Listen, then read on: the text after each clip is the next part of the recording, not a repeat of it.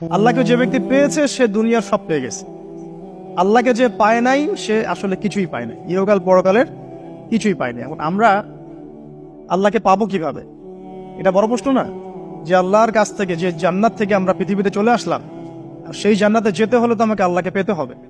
আল্লাহকে পেতে হলে আমার কি কি করণীয়, খুব শর্ট করে আমি কয়েকটা পয়েন্টস আপনাদেরকে শেয়ার করছি। 1 নাম্বার, আল্লাহকে পেতে হলে অবশ্যই তার নবী মুহাম্মদ সাল্লাল্লাহু আলাইহি ওয়াসাল্লামকে অনুসরণ করতে হবে। এছাড়া আল্লাহকে পাওয়ার দ্বিতীয় কোনো পথ নাই। আল্লাহকে পেতে হলে অবশ্যই তার নবী মুহাম্মদ সাল্লাল্লাহু আলাইহি ওয়াসাল্লামের আদর্শগুলো জীবনের প্রতিটা ক্ষেত্রে বাস্তবায়ন করতে হবে। চলাফেরা, ওঠা বসা, খাওয়া দাওয়া, ইস্তেঞ্জা করা, মুআমালাত, ব্যবসা বাণিজ্য, অর্থনীতি, সমাজ, রাষ্ট্র, সব ক্ষেত্রে আপনাকে মুহাম্মদ সাল্লাল্লাহু আলাইহি ওয়াসাল্লামের তরিকা, আদর্শটাকে ফলো করতে হবে। তাহলে আপনি আল্লাহকে পাবেন ইনশাআল্লাহ। যে ব্যক্তি আল্লাহকে পেয়েছে সে দুনিয়াও পেয়েছে, আখিরাতও পেয়েছে। যে আল্লাহকে পায় নাই, দুনিয়াও বরবাদ, আখিরাতও বরবাদ। 1 নাম্বার তাহলে কি কাজ?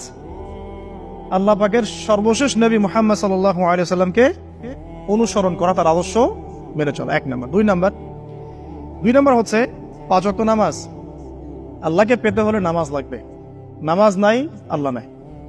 ওয়াস্তাঈনু বিস-সাবরি ওয়াস-সালাত, তোমরা সবর এবং সালাতের মধ্য দিয়ে আল্লাহর সাহায্য প্রার্থনা করো। আমরা এই জন্য নামাজে বলি ইয়্যাকা না'বুদু ওয়া ইয়্যাকা নাস্তাঈন, আমরা শুধু আপনারই ইবাদত করি এবং আপনার কাছেই সাহায্য প্রার্থনা করি। তো আল্লাহকে পেতে হলে নামাজের কোনো বিকল্প নাই।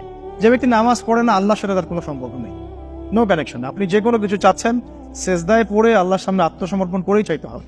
ওয়াসজুদ ওয়াক্তারিব, আল্লাহ পাক কি বলেছেন? সেজদা করো